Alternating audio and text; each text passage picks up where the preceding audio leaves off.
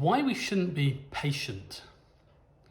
Well, if I put the title of this as Patience, I wonder how many of you would have opened it. We know that patience is a good thing, but we really don't want to take the time to learn it. It's so frustrating to learn. Actually, the only way that you learn patience is by having to develop patience. Very frustrating. But why we shouldn't have patience, I want to tell you a story, which is a true story, which I found, and it goes like this. None of the lives touched me more than that of a woman I picked up late on a warm August night. When I arrived at the address, the building was dark except for a single light in a ground floor window. Under these circumstances, many drivers would just honk once or twice, wait a short minute, then drive away. Too many bad possibilities awaited a driver who went up to a darkened building at 2:30 in the morning.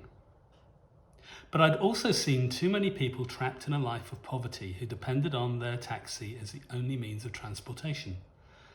So I walked up to the door and knocked.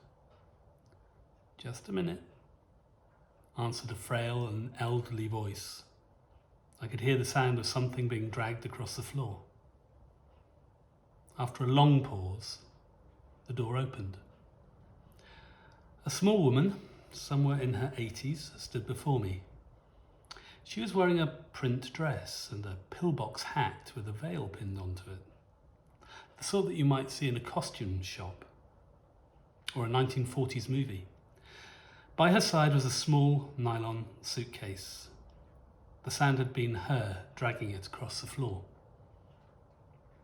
The apartment looked as if no one had lived in it for years. All the furniture was covered with sheets. There were no clocks on the walls, nothing on the counters. In the corner was a cardboard box filled with photos and glassware. "Would you carry my bag out to the car?" she said. "I'd like a few moments alone. Then if you could come back and help me? I'm not very strong." I took the suitcase to the taxi and then returned to assist the woman. She took my arm and we walked slowly towards the curb. She kept thanking me for my kindness. "It's nothing," I told her. "I just tried to treat my passengers the way I'd want my mother treated." "Oh, you're such a good boy," she said. Her praise and appreciation were almost embarrassing. When we got into the taxi, she gave me an address, then asked, "Could you drive through downtown?" "Well, it's not the shortest way," I answered. "Oh, I don't mind," she said. "I'm in no hurry. I'm on my way to a hospice." I looked in the rear view mirror. Her eyes were glistening. "I don't have any family left," she continued. "The doctor says I should go there. He says I won't have very long." I quietly reached over and shut off the meter. "What route would you like me to go?" I asked. For the next 2 hours we drove through the city. She showed me the building where she'd once worked as a lift operator. We drove through the neighbourhood where she and her husband had lived when they'd first been married. She had me pull up in front of a furniture warehouse that had once been a ballroom where she had gone dancing as a girl. Sometimes she would have me slow in front of a particular building or corner and would sit staring into the darkness, saying nothing. At the first hint of sun crossing the horizon, she suddenly said, "I'm tired. Let's go now." We drove in silence to the address she'd given me, and it was a low building like a small convalescent home with a driveway that passed under a portico. 2 orderlies came out as soon as the taxi pulled up. Without waiting for me, they opened the door and began assisting the woman. They were solicitous and intent, watching her every move. They must have been expecting her.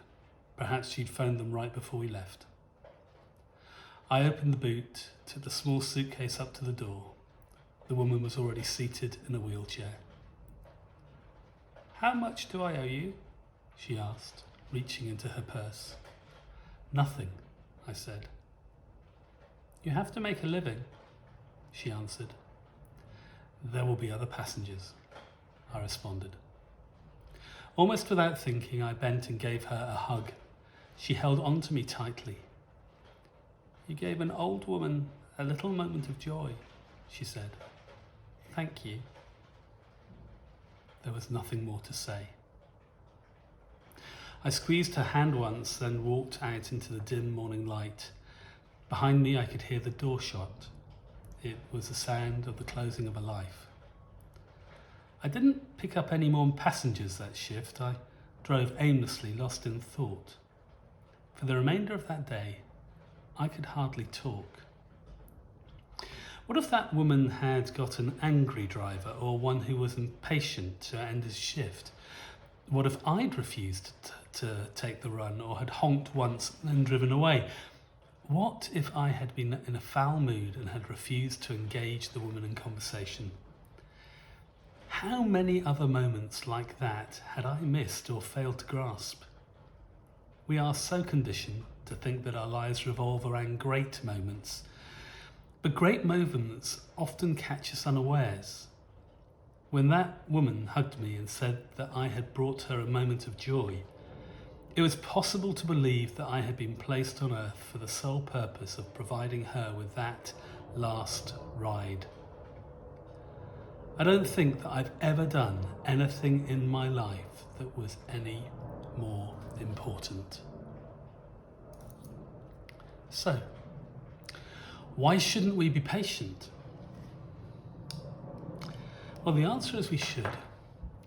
Because if we're not, we never know when we're going to miss one of those moments in life that are life-changing, but could so easily pass us by.